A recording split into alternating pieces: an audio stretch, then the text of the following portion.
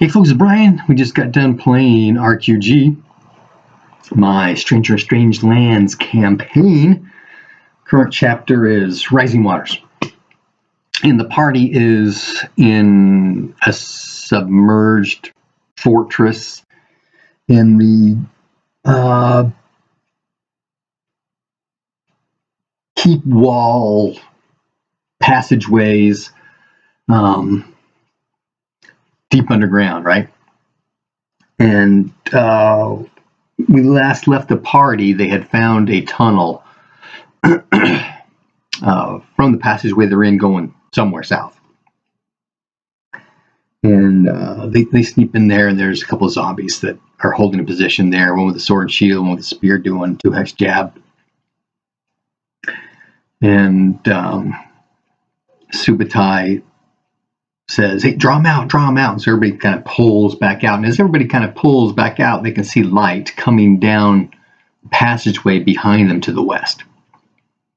There is a group of followers, for lack of a better word, from Marsh Edge that are following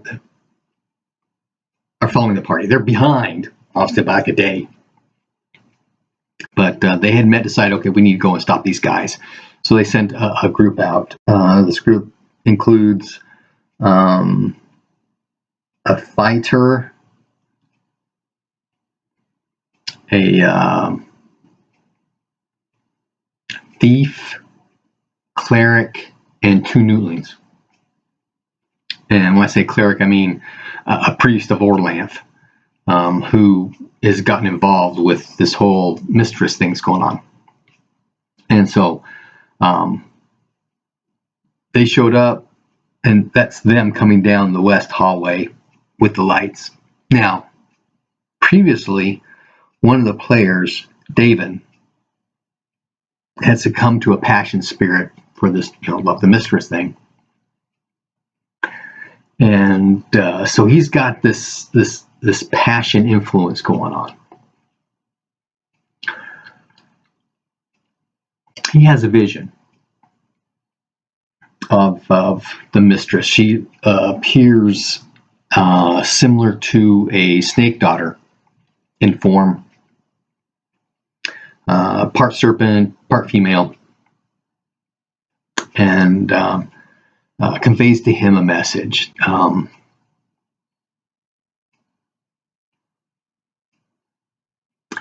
I remember all of it. It's something along the lines of, they are here to protect me. You don't need to fight. There's already been enough bloodshed.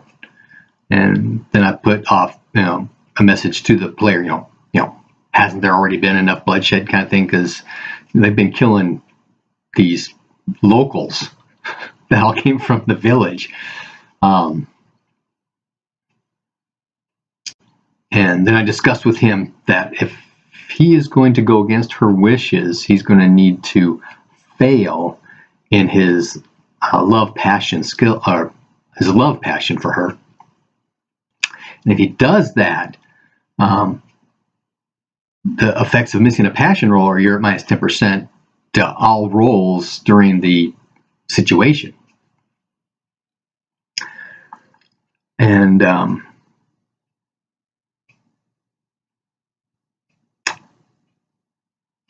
the NPC party coming down, I make a reaction roll for them. They're fairly kind of neutral at this point. They're just trying to, are these the guys? What do we need to do? What's really happening here? I mean, because it is the upland marsh. There's all kinds of things going on here, right? So they're walking forward fairly defensively. Subutai initially pulls back, drops to a knee, pulls out his bow, and is watching. There's some conversation going on. David is trying to talk things down. He's trying to figure out. He's asking questions. I may get some of this confused with timing, but he ends up asking the NPC party questions about, there's a voice down this tunnel that says, Did he send you? She told him she wasn't going to be involved with his abomination. Who is he? Who is she? Riddling them with questions, trying to get some kind of information and maybe get some kind of reaction, maybe. And Arestra, during all this time, takes a spear to the leg. I don't think it was an impale, but this is a zombie with a two-handed spear. She went down. She did 16 points of damage, 6 points of armor, 5 hit points, -5 in the leg. She goes down. She does a heal 2 on herself, which is not enough to get her up. And people are moving around. David's trying to keep an eye both on people in the hallway and down the tunnel to keep an eye on what's going on there. Engrilar, kind of shifts around and goes to move into the tunnel to heal Arestra, and there's some discussion. My rules on healing are different than the rules as written. I don't allow multiple magical healings, and there's some discussion about similar to like Blade Sharp. If you cast a Blade Sharp 2 on the sword, casting Blade Sharp 2 again is not going to do anything. Casting Blade Sharp 3 will. It'll make it a 3 instead of a 2. So there's some discussion about this, and that's how I'm dealing with the healing as well. Now, there's always the caveat: you can do cure or heal wounds, which you can pump as many magic points as you need to heal that up, right? Plus, it's room magic, so that's a little different as well, right? So there's a little discussion of that, which reminds me, the live plays in the description if you're into that kind of thing. So Daven says, she's hurt. She's hurt. Can you come and help us? And the old man in the back says, yeah, he can do healing magic. And they start coming forward.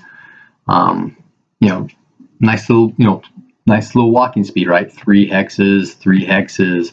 And then, okay, there's something important here. They move up 6. He moves between them all. He moves 8. And by this point, though, people have gone back into the tunnel. So I can't get there. What do you want me to do? Back up. There's some more shifting around. They move the trolls down the hallway, so they're next to where the newtlings are. And then there's the 2 humans that came down with the party. And then there's the old man who's up by Daven and everybody else.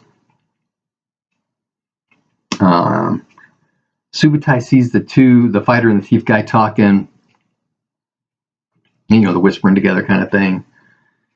And Engrilar goes into the tunnel and drags Arestra out.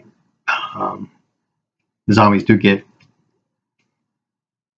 less initiative, what's it called? Opportunity attacks on them. I'm really not sure about this opportunity attack stuff, though. But I allowed her, she can parry. So, and she was able to do that. I don't think she got hurt anymore. So she's out in the hallway. And so there's discussion going on between parts of the party and the NPC party. And while this is going on, Arestra gets attacked from the spirit plane. So there's spirit combat going on. It lasts 3 rounds, and she goes down.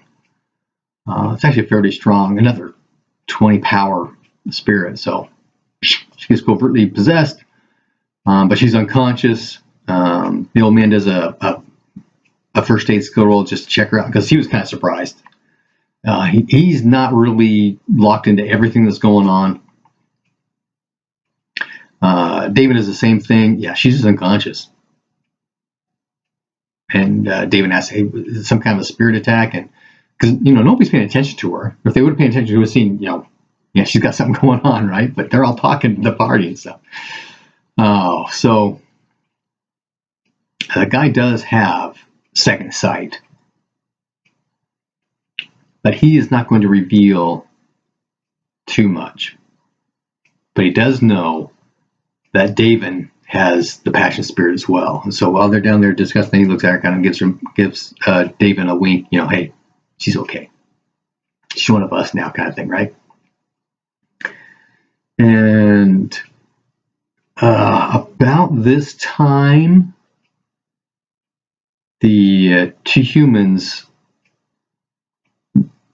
and talking, okay, these are the guys. These are the guys that we had kidnapped last time.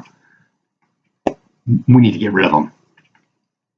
And so one of them casts Bear Strength, and the other guy tries casting Befuddle, some shifting, spell casting. Everybody can tell, okay, is room magic going off? Subutai is the one they try to befuddle, but he makes his save. So, okay, Subutai are casting magic at him. So combat kind of ensues. David puts out a situational statement of intent. Hey, if the old man attacked either Subutai or Angrilar, then I'm attacking him. And after the old man sees this happening, he goes into action, and he summons a darkness elemental, just a small one, and summons it on Angrilar.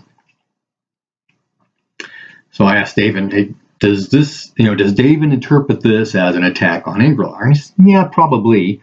Okay, so he's got to make that passion roll. He's got to miss. He needs to miss that passion roll, which he does. And so he's now at -10 on everything for the duration of the situation. But he's trying to think of, okay, how can I not balance out? How can I? Is there a way I can augment to get rid of this -10% everywhere? And there's some side discussion between me and him going on.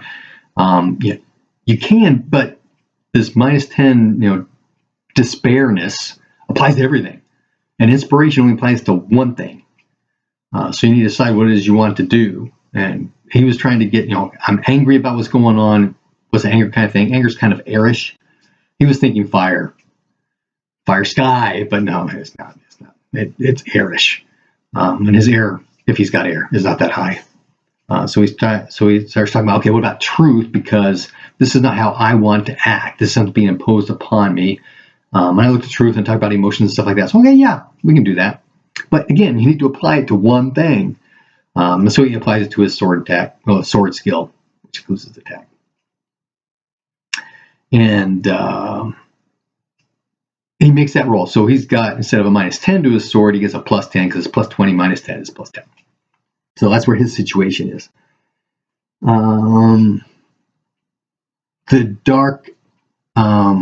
The male dark troll got a special attack against the guy with the bear strength. And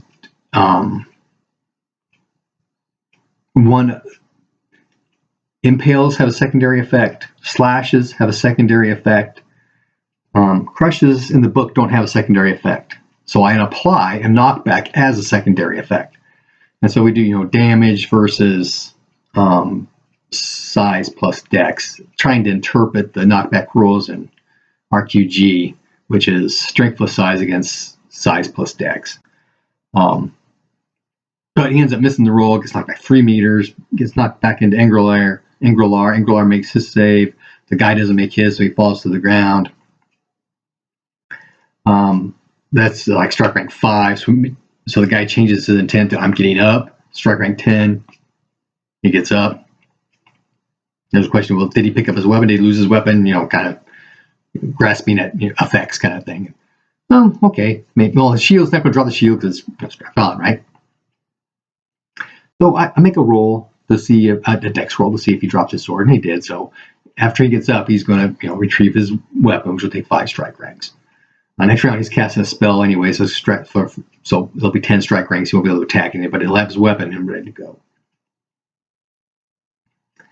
Subutai gets a couple of arrow shots off at the one guy, and Subutai's cat attacks. The guy does attack Subutai. Yeah, Subutai missed his parry, so he gets hit for some damage. And not too much, but he got hit.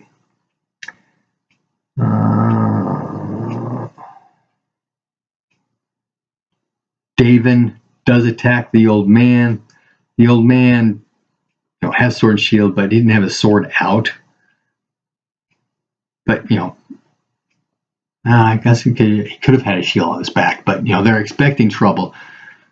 When they're coming down the hallway, they had their weapons out. So when he's going up to do heal, sheathe the sword. I guess he should put his shield on his back too. Anyway, interesting. Maybe he shouldn't have been able to make the parry. I'll have to think about that one. But for gameplay, he did make the parry. The sword can't get through the shield. The